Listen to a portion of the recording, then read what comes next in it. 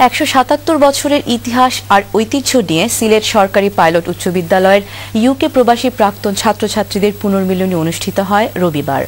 ওয়ালথামস্টোর S ব্যাংকুয়েটিং হলে পুনর্মিলনী অনুষ্ঠানে স্কুলের প্রাক্তন শতাধিক শিক্ষার্থী তাদের পরিবার পরিজন নিয়ে অংশ নেন। স্কুলের প্রাক্তন ছাত্র মিজানুর রহমান মিজানের পরিচালনায় এতে প্রধান অতিথি ছিলেন প্রাক্তন ছাত্র প্রাইভেটাইজেশন কমিশনের সাবেক চেয়ারম্যান ইনাম আহমেদ চৌধুরী। বিশেষ অতিথি হিসেবে উপস্থিত ছিলেন টাওয়ার হ্যামলেটসের নির্বাহী মেয়র লুৎফুর রহমান ও বাংলাদেশের সাবেক British high commissioner Anwar Chowdhury, channel S এর ফাউন্ডার মাহি ফেরদৌস, স্কুলের প্রাক্তন ছাত্র ও চ্যানেল এস এর চিফ এক্সিকিউটিভ তাজ চৌধুরী সহ আরও অনেকে।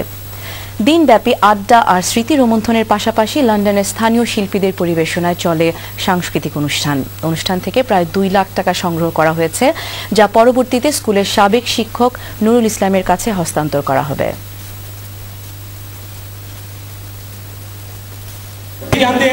স্কুলের বন্ধনে আজকে আমরা সবাই গঠিত হয়ে আছি। এই স্কুলের বন্ধনে আমরা সবাই একত্রিত হয়েছি এবং আমরা আশা করব এই বন্ধন যেন আমাদের মধ্যে অটুট থাকে এবং দেশের এবং কমিউনিটির কল্যাণে যেন এটাকে আমরা